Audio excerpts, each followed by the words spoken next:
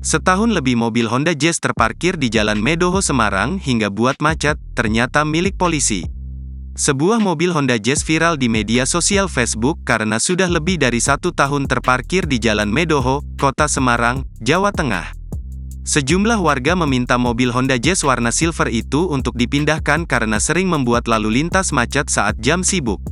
Mohon info pemilik mobil tersebut, sudah bertahun-tahun terparkir, tulis sebuah akun di grup Facebook Mix Semar. Kepala Bidang Pengendalian dan Penertiban Dinas Perhubungan Kota Semarang, Dodi Febrianto telah menerjunkan petugas untuk menindaklanjuti kejadian yang viral itu. Dodi saat dikonfirmasi, Senin, tanggal 20 November tahun 2023, menuturkan berdasarkan informasi yang ia peroleh dulunya mobil tersebut milik anggota Polda Jateng. Dodi mengatakan, mobil Honda Jazz yang mangkrak di Jalan Medoho, Kota Semarang, itu sempat diservis di bengkel yang ada di dekat mobil tersebut. Namun, anggota Polda Jateng yang mengantarkan mobil tersebut tidak menindaklanjuti sehingga pihak bengkel mengeluarkan mobil itu.